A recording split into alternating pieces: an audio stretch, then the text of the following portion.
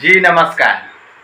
तो power star Pawan Singh के एगो गाना आई रहा सड़िया सड़िया जौन की बहुत खुशी के बात बा कि 3 मिलियन से ज़्यादा क्रॉस कर गई बा। हाँ पवन सिंह आई कोनो पावर स्टार पवन सिंह खतरा कोनो बड़ी बात नहीं है। आदमी बहुत ऐसा मिलियन देखत आइल बा, ऐसा कोनो बात नहीं है। बाकी अब एगो लेटेस्ट न्यूज ई निकल के आइल हो कि अब कुछ देर पहले खेसारी भैया लाइव आयल रहन।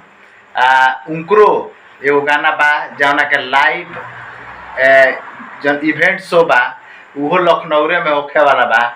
तो कहे का मतलब ई बा कि माने उनकरा पवन सिंह के पावर स्टार पवन सिंह के जौन लाइव इवेंट शो भइल काफ़ी लोग एकदम आइल चहक बह करल उनकरा से देखल ना गइल। यही से कहत रहे कि हमू देखा दे। तो का देखिए का ना देखिए तो पावर स्टार पवन सिंह के जानता रहे। बाकी और सब बा जौन जेगौर पावर स्टार पवन सिंह के गाना होता जौन कि मीरा म्यूजिक से होता। आज ना तो काल हो सके कि पोस्टर रिलीज हो जाओ। तो सबसे पहले RST ब्लॉग करो लोग सब सब्सक्राइब कर ली, चैनल के ज़्यादा शेयर कर दिए। अगर चैनल पर नया बन तो सब्सक्राइब करके परिवार के थोड़ा आगे बढ़ाई। बाकी भोजपुरी के हर एक जौन भी लेटेस्ट खबर आई पहले RST ब्लॉग पर देखल जाई।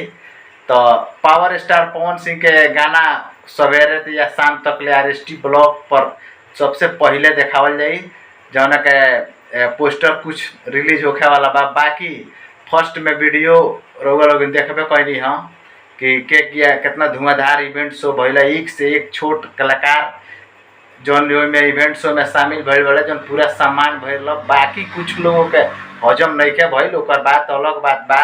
हम तो ये कहम कि भैया बराबरी करे के चाहिए। देख के केहू के जरला से मतलब नहीं है। देख के जरे वाला कभी भी आगे बढ़ल नहीं है ना कबू बढ़ी। बाकी पावर स्टार पवन सिंह के जे भी फैन बा उस वीडियो को सबसे ज़्यादा शेयर लाइक कमेंट शेयर जरूर करो। बाकी जब भी पोस्टर पवन सिंह के आवत हवे ओकरा के रिलीज कल जाई। बाकी सड़िया गाना बहुत ही अच्छा रिस्पांस बा। बाकी जवाब भी ओकर बोल भी बाकी सब बढ़िया रहल बा। जौना के ताक दे हम सड़िया तो फिर खोले के पड़ी। गाना के राइटरी इतना बढ़िया भइल बा कि मान लो कि मिला जुला के सोचल जाओ तो तनिया सा गंदो भी बा या नियत से भी अच्छा नियत से सोचल जाओ तो बढ़िया भी बा। बाकी वीडियो का लाइक शेयर कमेंट जरूर करी। मिलो तनी सन अगले वीडियो में, तब तक खातिर नमस्कार। भैया तनी चैनल के सब्सक्राइब जरूर करिए लो।